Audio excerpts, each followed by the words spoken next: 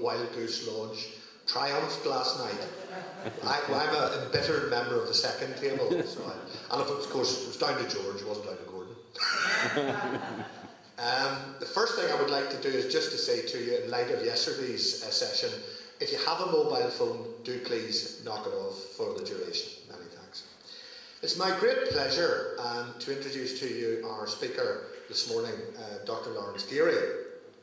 I was thinking as I was driving in this morning that in fact, as the crow flies, which is always the best way to measure distance, Larry has travelled further than Professor Sir Tom Devine, because he came from Mull, and Larry, even though coming with an overstop in Dublin, has still travelled further than Tom Devine, so it's very good of him. And he is, of course, as your little blurb in the programme will alert you, a Corkunian through and through. He has, as a student and as a teacher, been in the University College Cork Department of History for probably longer than he wishes to be reminded.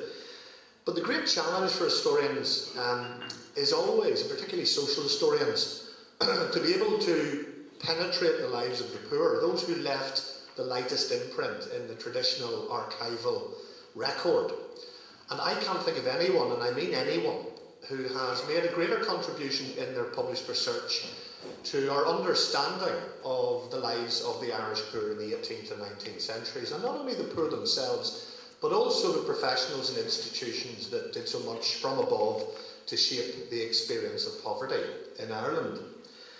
As I said, he's made a huge contribution, and I would just like to share with you a couple of his publications. I think Larry's plan of campaign book is available with Alison at the back for sale. If I can point to Medicine and Charity in Ireland, 1718 to 1851, published in 2004. No, it's not working. Weightlifting stuff. Oh, can't hardly do it. This is the Atlas of the Great Irish Famine, published just 2 years ago. And again, Larry has a major contribution in that mammoth work, which indeed I'll be talking a little bit about later on. And just last year, he published in History Ireland this William Carleton, Famine, Disease and Irish Society. And that's really the link to what he's going to address this morning under the title of Social Life in Pre-Famine Ireland as Seen Through the Prism of Carleton's Prose. So without further ado, I hand over to Dr. Laurence Geary.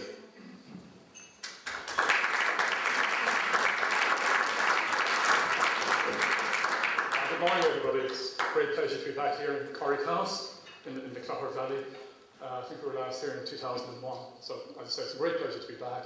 I'm very grateful to Paddy and to Frank Brown and the committee for giving me the opportunity to return here. I'm also grateful to Paddy for that very modest introduction.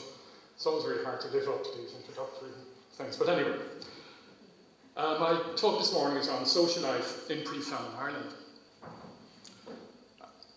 In the general introduction to the new edition of Traits and Stories of the Irish Peasantry, which was published in 1843, Carleton stated that he had, and I quote, endeavoured to give a panorama of Irish life among the people, their loves, sorrows, superstitions, piety, amusements, crimes and virtues.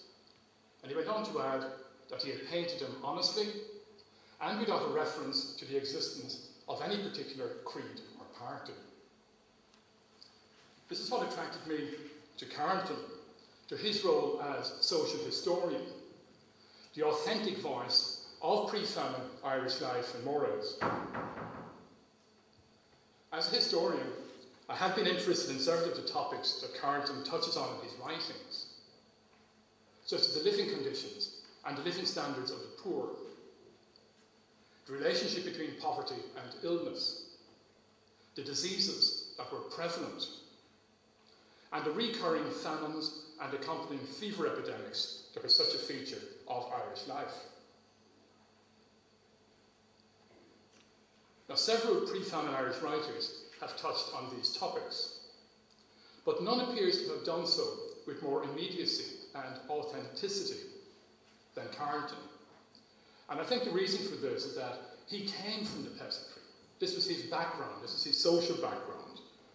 that stratum of Irish society which was most profoundly and most directly affected by poverty and its trappings. And it is pre-famine poverty and its manifestations that is my theme here this morning. Now, I'd like to begin with two contemporary quotations. The first one, by Anonymous, and the heading is State of Ireland, published in the Edinburgh Review in July of 1813. It is admitted upon all hands that the state of Ireland is deplorable. It is a general complaint of our natives and of strangers who visit her that the great mass of her population is placed in circumstances of wretchedness which strike the humane with horror. And the second one, coming from about 30 years later, it's taken from the Devon Commission. And the Devon Commission was set up by the Prime Minister Sir Robert Peel in 1843. And basically its function was to inquire into relations between landlords and tenants in Ireland. In other words, the land question. And the Devon Commission issued its report in February of 1845. That's just a few months before the Great Famine began. And as such, it's an invaluable picture, invaluable portrait of pre-famine life. We noticed, with deep regret, the state of the labourers and the cottiers in most parts of the country from want of certain employment. In other words, there was a shortage of employment, there was a lack of employment. So we noticed with deep regret the state of the labourers and cottiers in most parts of the country from want of employment. In many districts, their sole food is the potato, their only beverage is water, their cabins are seldom a protection against the weather, that a bed or a blanket is a rare luxury, and that in nearly every case, their pig and manure heap constitute their only property. I think, perhaps more than any single paragraph, this encapsulates life and living conditions for a huge segment of the Irish population before the Great Famine began. I'll return to the last issue there about the manure heap as their only property. I'll come back to that slightly later on. Now, similar observations and sentiments can be found in virtually every contemporary account of Irish social conditions in the first half of the 19th century, and particularly in analyses that feature the difficult 30 years that followed the ending of the Napoleonic Wars in 1815 and the commencement of the Great Famine in 1845. Travellers' tales and a succession of official and private inquiries highlighted the plight of the country's poor. And we might broadly define the poor as those who were heavily or exclusively dependent on potatoes for their food and hence for their very existence. If we accept this definition, between 1/2 and 2/3 of the pre-famine Irish population were poor. This is a population that had more than trebled in the previous century, from approximately 2.5 million people in 1750 to about 8.5 million people in 1845. Now, this rate of expansion was exceptional, even by contemporary European standards, where population had also increased significantly during this period, that is the late 18th century and the early 19th century.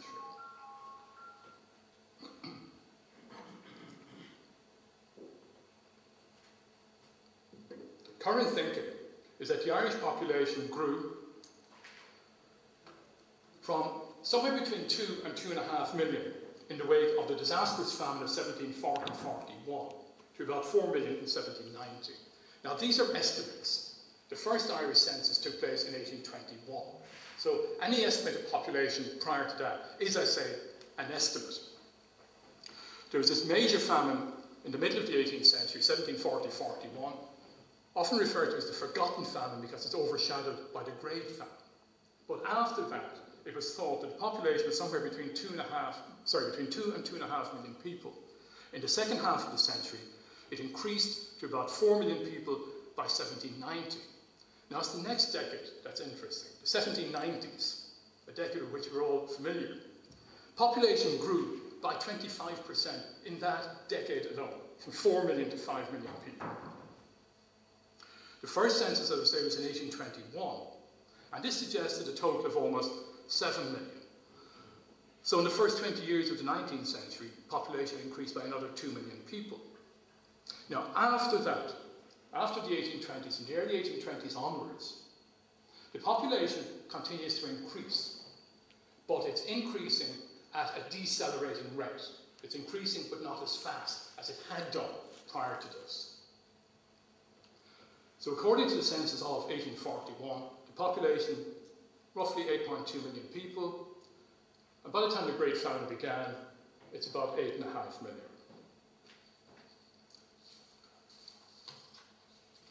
Now, these estimates suggest that the Irish population growth was unusually fast by European standards in the second half of the 18th century, but as I've said to you already, the increase was less rapid after 1821, bringing it closer to the European norm. This population was overwhelmingly rural. In the pre-famine period, 85% of the Irish population lived in the countryside, many of them dependent on subsistence farming for their survival. Ireland, unlike Britain, did not experience an industrial revolution. There were some exceptions to this, notably in northeast Ulster, in Dublin, in Cork, and in other cities. Ireland's economy remained largely an agricultural one, catering for its own growing population and for the rapidly increasing British market. As Britain became increasingly industrialised and urbanised in the 18th century and afterwards, there was an increased demand for Irish food products. And this demand was further stimulated by the Napoleonic Wars. So there's a couple of factors going on here. The Industrial Revolution in Britain, leading to a movement of British people from the countryside into the growing urban areas, into the growing cities. In addition to this, from the 1790s for over the next quarter of a century, the European wars, the Napoleonic Wars are going on. And both of these factors bring about a huge increase in the demand for Irish food. Now, this increasing British dependency on Irish food exports benefited a large minority of the Irish population, specifically the landowners, large and middling farmers, and merchants. Now, these were prosperous years for these classes of Irish society.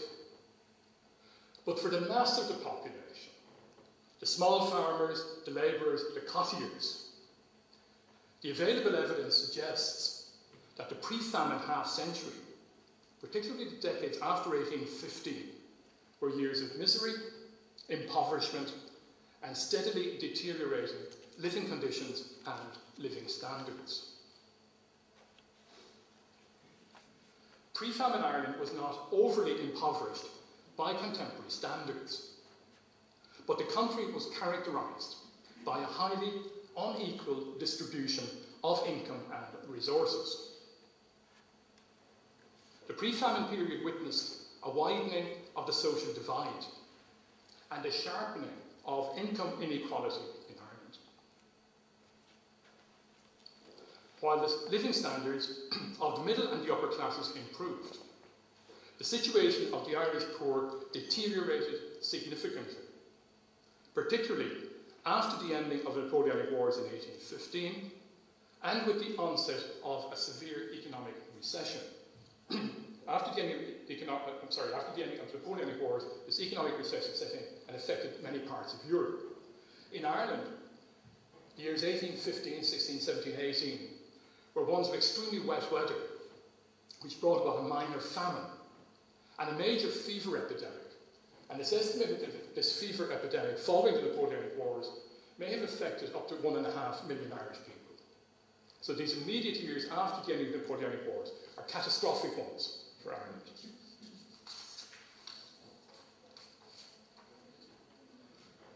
Housing is an indicator of the poverty and appalling living conditions of the poor. The 1841 census identified 4 types or classes of housing, graded according to size and quality. The lowest category was 4th class, which was a one-room cabin or tenement. And the census reveals that more than 40% of the Irish population occupied this category. So 2 in every 5 Irish people living in a one-room cabin according to the 1841 census. Another 40% occupied homes that were more spacious and perhaps in marginally better condition. But in general, the structures that house the bulk of the Irish population, some 80% of it, were badly built, with poor lighting and ventilation, and usually without a chimney. The cabins of the poor were often cold and without the slightest comfort.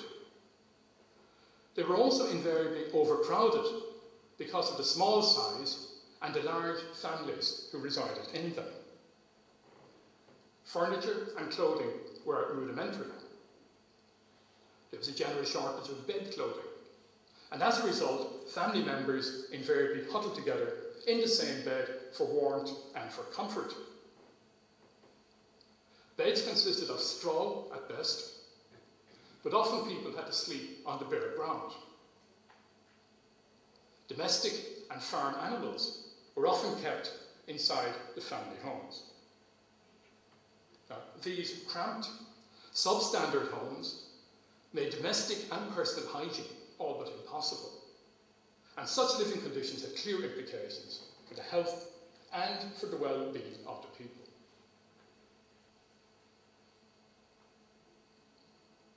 Now, some contemporary commentators believe that the refuse heaps and the dunghills that the urban and rural poor customarily formed outside the doors of their cottages indicated a general disregard for the principles of cleanliness and decency.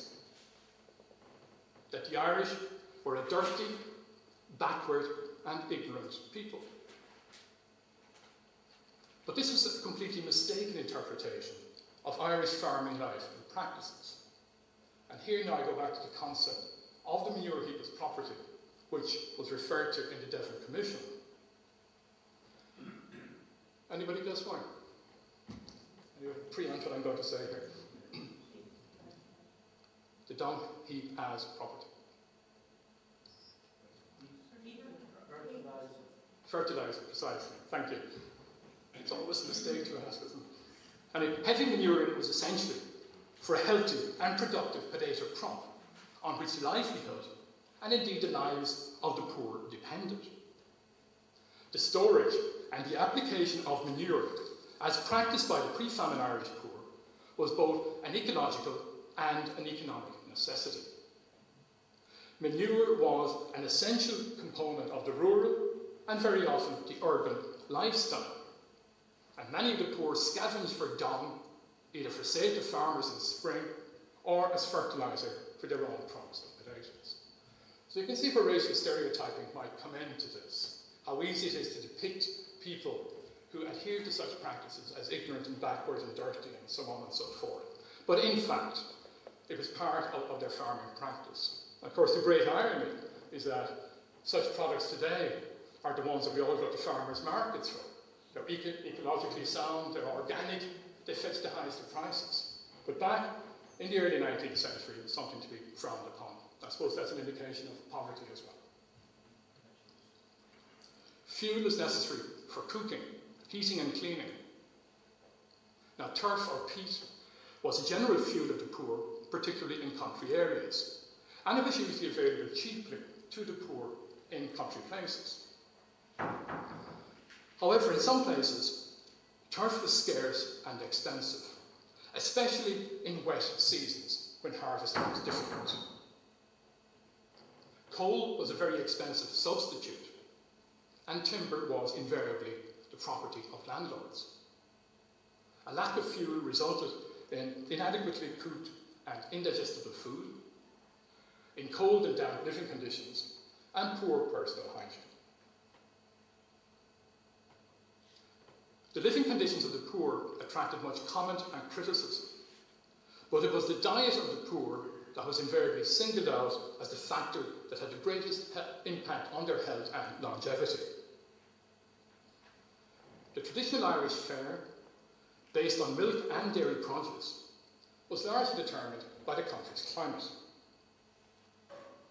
Over the centuries, the farming and the higher rural and urban social classes came to enjoy a varied, high-protein diet, consisting of milk, oatmeal, wheaten bread, meat, fish, eggs, potatoes and vegetables. In contrast, the diet of the agricultural labourers, cottiers and small farmers, that bottom one-third of the population, gradually contracted to a few staples. By the beginning of the 19th century, and certainly by the close of the Napoleonic Wars, demographic and commercial pressures had reduced a substantial section of the Irish population to living on potatoes, oatmeal, milk, cabbage, carrots and fish. Meat was rarely seen on the tables of the rural poor. Its use was largely confined to festive occasions such as Christmas and Easter. For the rural population, potatoes were the common fare for most of the year, with milk, when available, as a traditional accompaniment. Oatmeal was substituted when potatoes were scarce.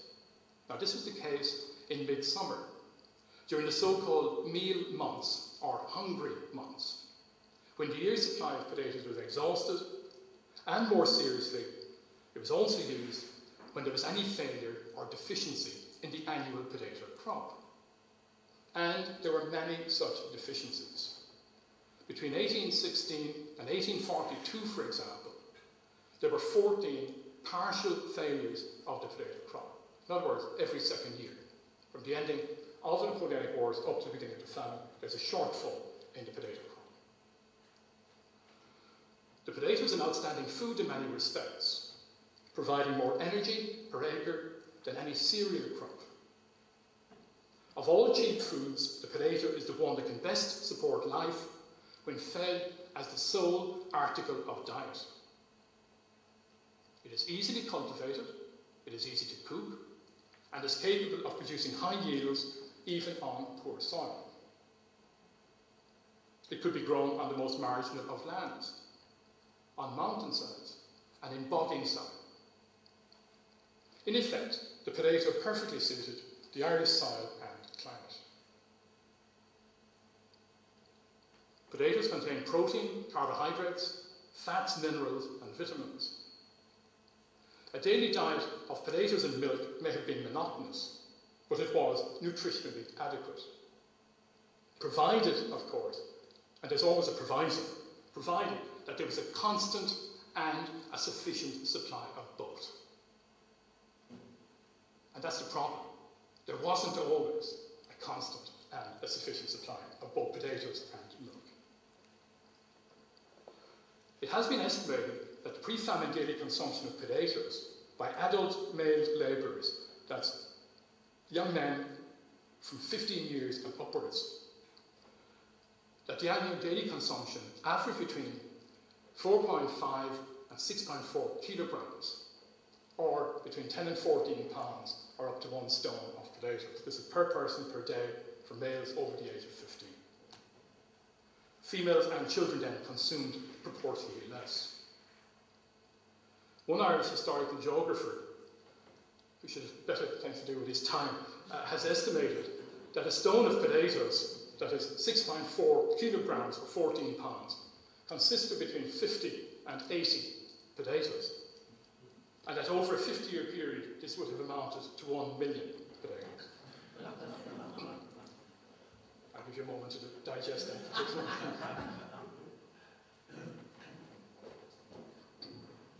Now, despite its many advantages, the potato also has its defects, not least its proneness to failure and disease.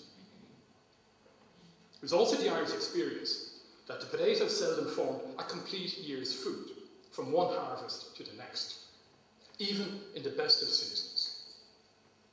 The potato never lasted in good condition, and seldom in sufficient quantity until the crop the succeeding year was fit to dig.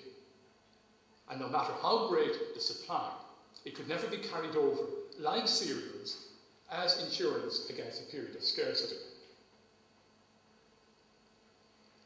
But the quality of the Irish peasant diet deteriorated in the first half of the 19th century. And this may have been partly due to the substitution of inferior but higher yielding brands of potatoes for the traditional ones. The main culprit appears to have been the lumper potato, the infamous lumper, sometimes known as the horse potato or the white potato. And the lumper was introduced to Ireland from Scotland shortly after the turn of the 19th century. The lumper was described as a watery type of potato, but it was reliable and high yielding. It required very little manure, and it could be grown on inferior and marginal soils. Essentially, the lumper represented quantity over quality, and its proliferation in the pre-famine period reflected increased population and food supply pressures and deteriorating living standards among the poor.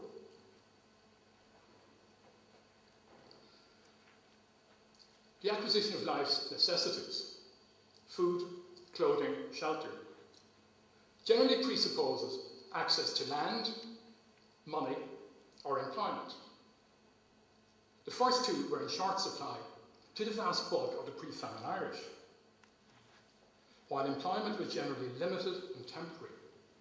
And this resulted in seasonal migration from the poorer to the richer parts of Ireland, generally from the west across to the east. And also movement to England and to Scotland for potato picking and for harvest work. In times of difficulty and shortages, people resorted to a variety of strategies in order to survive. One being migration or emigration, also begging and vagrancy. Some people relied on private charity, others on public assistance, or social welfare as we would now describe it. Emigration was insignificant in the 18th century, but became increasingly important from the second quarter of the 19th century onwards. And this is largely due to the coming of steam and the steamships, faster times across the Atlantic and cheaper fares. It made emigration much more available to a wider section of the population. And as many as 1.5 million Irish people left the country in the 30 years prior to the Great Famine. Those who remained depended for their subsistence on their own resources, and very often on the assistance and charity of their neighbours. Begging and vagrancy were significant features of Irish life in the first half of the 19th century. There were two main classes of beggars, what we might call professional and occasional. And both types featured prominently in Carleton's work.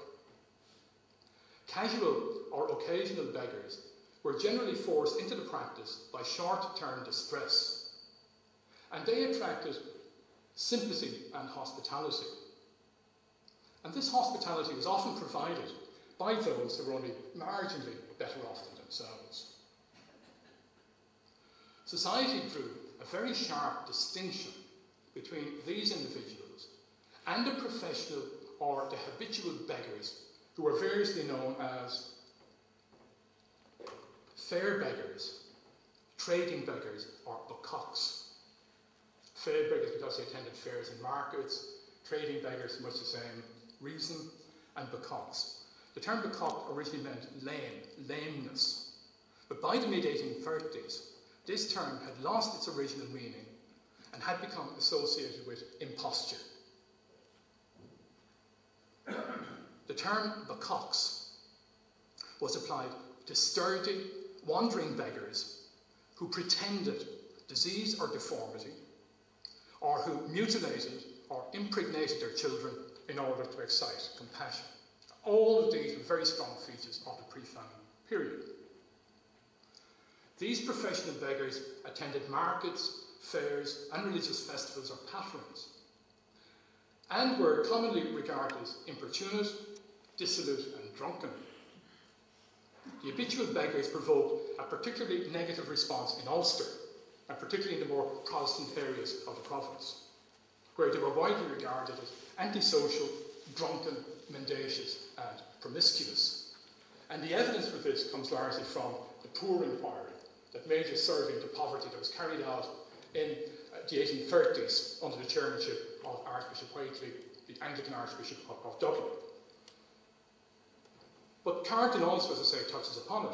And in his autobiography, he recorded that after leaving his native Tyrone, possibly in 1818, again, just immediately after the ending of the Napoleonic Wars, and awful lot keeps coming back to this, he spent his first night in Dublin in a cellar where for 2p you could get a straw bed known as a shakedown. And here in this cellar, he encountered impostors of every kind, most of them stripped of what he termed, and I quote, their mechanical accessories of deceit. Their crutches, wooden legs, artificial cancers, and similar devices. These amounted to what he termed a mighty mass of imposture, reflecting what again he termed perverted talent and ingenuity. It was customary, almost a social obligation, for householders to give at least a handful of potatoes to every beggar who called at their door. Considerable quantities could be accumulated in the course of a day's begging. Now, invariably, these beggars went around with a sack on their back, opened up the sack at the door, and potatoes were placed into it. So at the end of the day, then, the general practice was to dispose of the surplus to hucksters in exchange for tobacco, snuff, soap, salt, herrings, and cheap clothing. Milk and meal were occasionally given by the charitable to these beggars, but money was very seldom given, and then only in urban areas. In pre-famine Ireland, independence and self-sufficiency, however marginal, were treasured. Begging, despite its prevalence, was personally and socially degrading, a public confession of failure. Those who begged normally did so at a distance from their usual place of residence, and this was an attempt to preserve their anonymity and dignity. The Poor Inquiry of the 1830s, which I've referred to already, provided many examples of this yearning for respectability among the poor. And Carleton's fiction suggests that some chose death before the social disgrace of begging. In the Famine novel, The Black Prophet, Condy Dalton is infuriated by his daughter's suggestion that she should beg rather than see the family starve. I can't do the Tyrone accent, so. Beg, shouted the old man with a look of rage.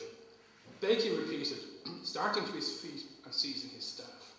Beg, you shameless and disgraceful scrap. Do you talk of a Dalton going out to beg? Take that. And as he spoke, he struck her over the arm with a stick, which he always carried. Now, that will teach you to talk of begging. No, die. Die first. Die at once. But no begging for anyone with the blood of a Dalton in their veins. Death, death, 1,000 times sooner. Now, begging and vagrancy were a common and accepted feature of Irish life because the state welfare services and supports that we now take for granted did not exist in Ireland in the period before the Great Famine. Indeed, the very idea of such welfare services would have been anathema to the governing classes of the time on ideological grounds. Excuse me. The prevailing ideology was that of laissez-faire, which essentially, it's a French term meaning let be. Basically, it advocated minimal state intervention in economic and social problems, and also minimal intervention by the state in the life of its own citizens. This ideology was breached with the introduction of the Poor Law and the building of the workhouses from the 1830s onwards. although laissez-faire ideology underpinned the administration of the workhouses and the treatment of inmates. Poverty and disadvantage were also closely linked to the incidence of illness and disease in society.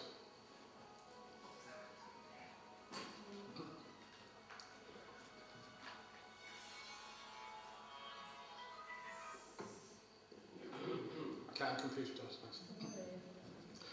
Now, some of the consequences of poverty were insufficient or poor quality food, a shortage of fuel for cooking, cleaning and heating, badly ventilated, substandard housing, and a shortage of personal clothing and bedding. These factors exposed a substantial section of the population to illness. Poverty left them vulnerable to infection. It depleted their physical resistance, compromised their immune systems, and provided the ideal social conditions for infectious diseases to spread and intensify. The evidence that survives for the pre-famine period suggests that the most fatal diseases were fever, dysentery, smallpox, and tuberculosis. And what I've taken here, I've extrapolated from the 1841 and the 1851 census figures. And these censuses, I said to you earlier on that the first census was in 1821, then a census was taken every 10 years after that. So 1821, 31, 41, 51, and so on, right up through the 19th century into the early 20th century. So each one looks back over the previous 10 years. And we see here at the top, fever, that in the decade 1831 to 1841, over 112,000 Irish people died from fever. Now, fever is probably the disease that Carleton returns to most often in his writings. You can see why, because of the very high incidence of fever. In the 1851 census, which of course covers the pre-famine decade, and the colony are going to have a disproportionate number of deaths. The number of deaths with fever had approached almost 250,000 people.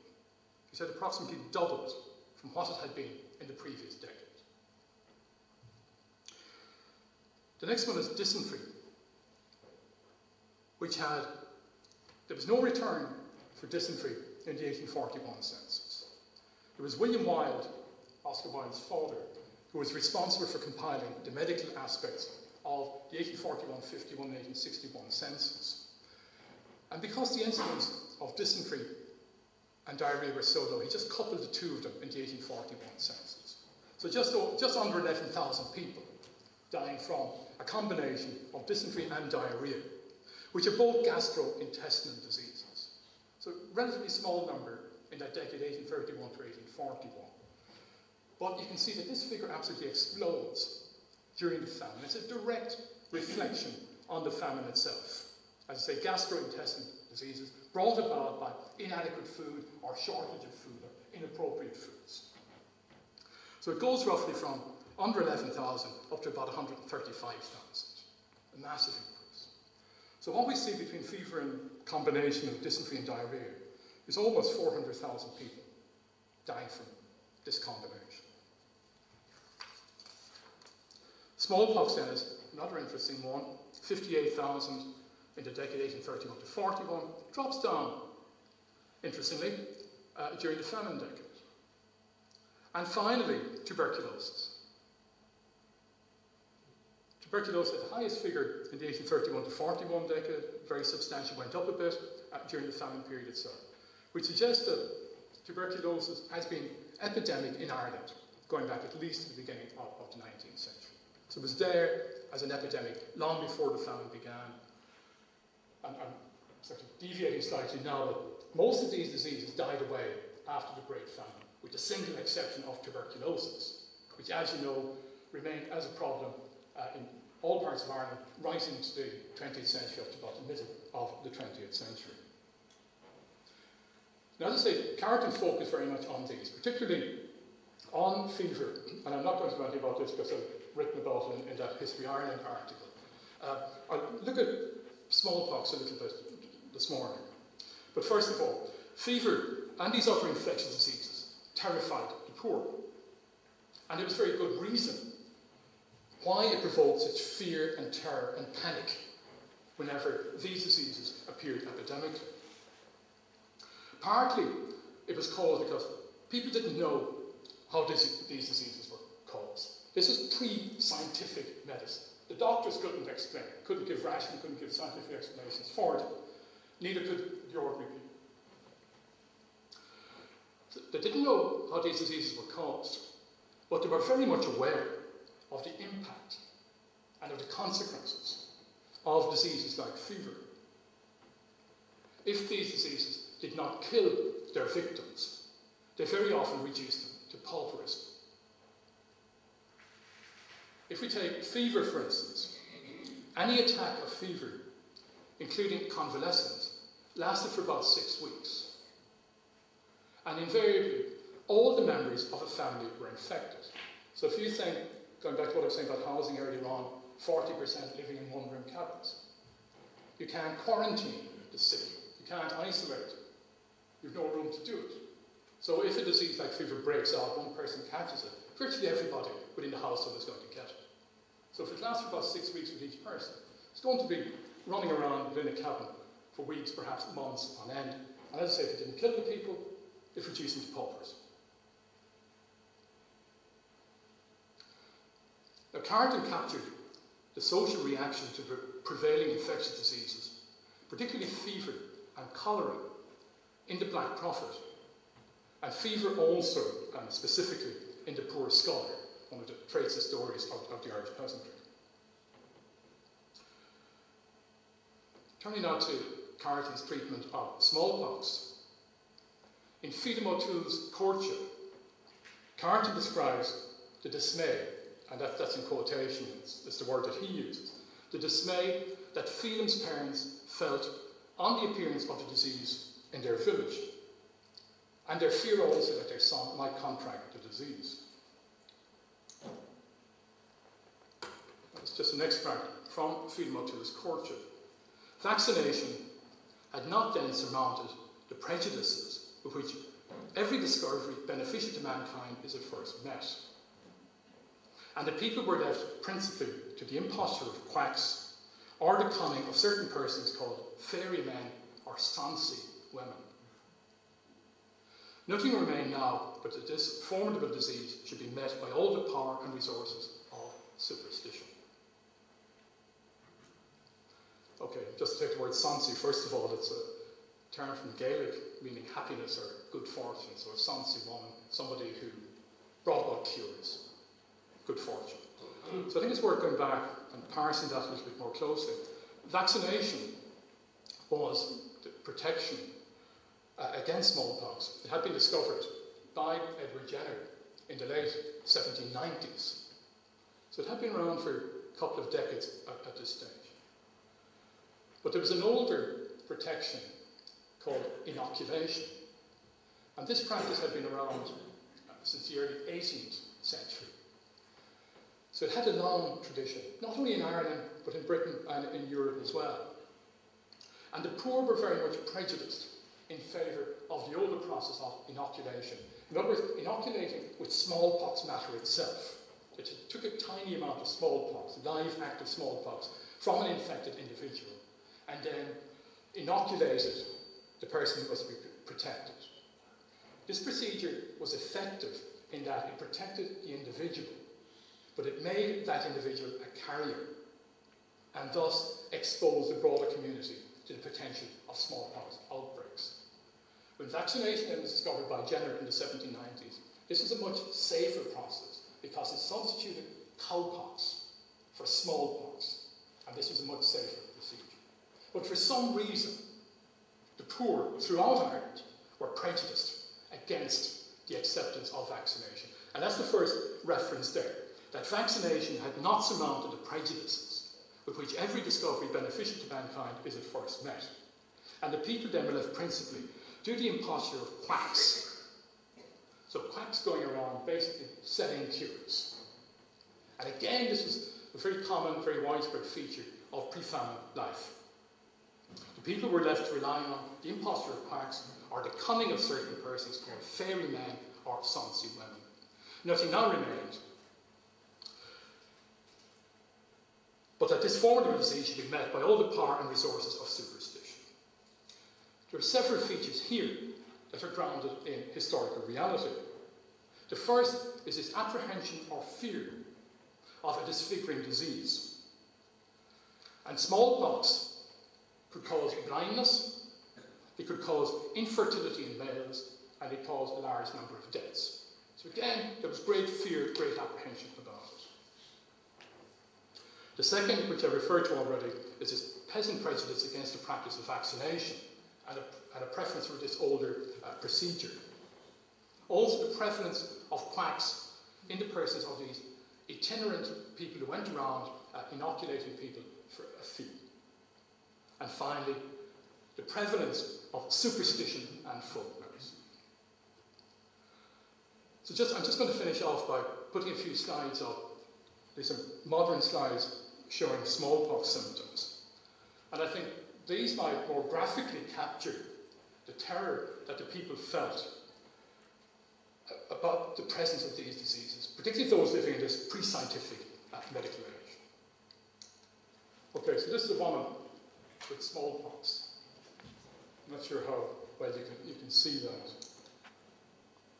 Literally her whole face and exposed skin is literally covered with these pox. You can see her back all the way down, and this close-up of a person's hand. So after some time, all of these eruptions fell off and left scarring. And very often, actually, this explains the preference of many men for growing beards in the 18th and 19th century. It's very often to cover up, George Bernard Shaw, I think, being one, to cover up the remnants of smallpox. So apart from this scarring, this disfigurement, as I say, perhaps infertility in males and blindness and death. Okay, just finish up then with a quotation from Yeats. In his portrayal of the social reaction to infectious diseases, in his depiction of the practices surrounding popular medicine, and much else beside, Carden was, as Yeats noted, a historian of his people. So I'll leave it at that. Thank you very much.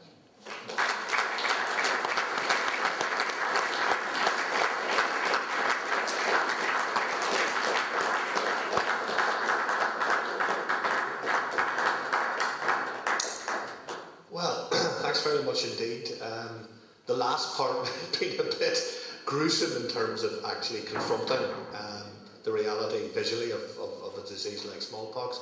But I thought that was a wonderful view really of the everyday realities that Carlton confronted throughout his life in terms of the interface with poverty and what poverty and disease meant in practice. And it came back to me as Larry was talking, a term I remember because I was interested in similar themes in my doctoral work, coming across for the first time when I was about 21 in the records, 18th century vestry records, of the foreign poor. And at that time, of course, foreign to me meant overseas, or, and actually what they're talking about are the beggars who come into a neighbourhood or a parish from a neighbouring parish or a parish that is 5, 10, 15 miles away, and all of the shame that is associated culturally, as Larry set out, with the implications for at least some in terms of begging. And I'm just also was very struck by the figures on tuberculosis. Although professional historians don't always unpack their own family history, immediately to my mind came my Charles Fitzgerald, my grandfather on the paternal side, who spent his life as a medical doctor dealing and fighting TB, the scourge of the late 19th, early 20th century. And it was just interesting to see how prolific those statistics were. And it's not something, I think, in the general public consciousness that we associate particularly with the famine, but obviously it was something that was an important aspect of the experience medically of the Great Famine. So there's much that Larry has brought to us, and I will hand over to you. We've got 5 or 10 minutes for questions. Yes, Jim. Thank you very much. I would just like to say, first of all, how much I enjoyed the lecture this morning, and when Larry mentions the dunghill. I don't know whether it still is, but certainly in the early parts of the 20th century and beyond, it was a very common feature all over rural Ireland, I think, the bottom of the yard. And it reminds me two things come into my head. We called it the duffel. And everybody knew, I never heard anybody refer to it as a dunghill. Obviously, I know what that means, it's self-explanatory. But there was a phrase, there was an adage, sort of a saying that I haven't heard for years and years, comes into my mind, and it said, any cock can crow on his own duffel. Explains itself. There was another one too, another thing came into my mind was when you mentioned these dunghills in front of the farmsides, and obviously, you know, the smells, whatever. When I was at grammar school, we had a teacher who was a very brilliant man, but also very eccentric.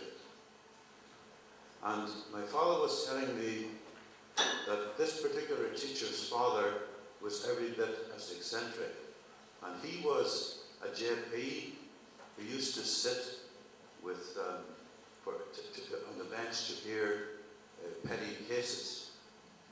And there was one particular one where a man brought his neighbour to court because the neighbour had this dunghill at the bottom of the yard which was offending the complainant. And when the complainant said something like, in the court, the stink of this duffel is terrible or something, the magistrate or the JP said, no. He says, you mustn't say that. He says, you must say the aroma of the ammonia, of the effluvia, of the manure. Thank you. Couldn't have phrased it better myself. I must say I hadn't heard the term duffel before, just wondering if it's an Ulster term.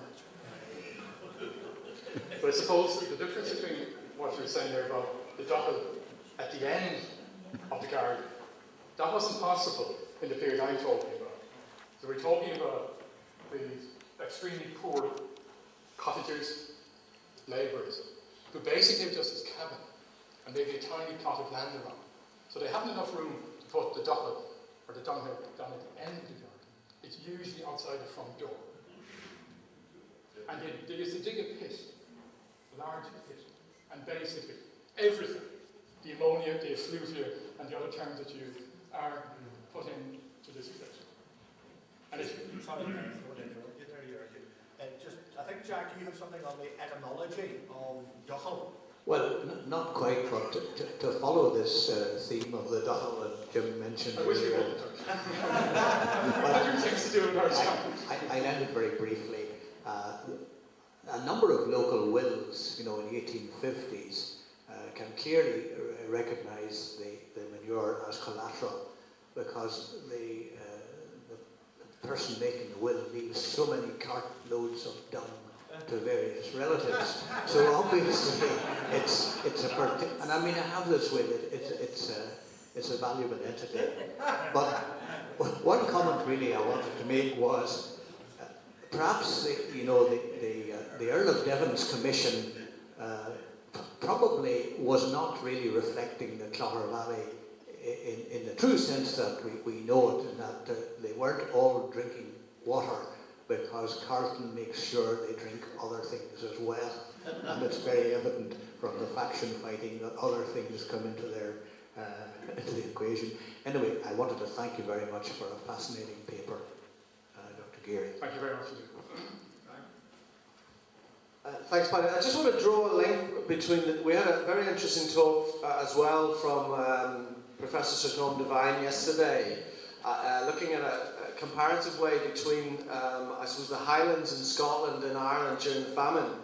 Now, one of the things that Tom Devine was talking about was the fact that there was a lot more monitoring going on in Scotland. But I mean, looking at the sources that you've cited there, the Devon Commission, the Poor Inquiry in the 1830s. I mean, obviously I'm aware of the Famine Commission itself, which I presume obviously took place after the famine. Yes.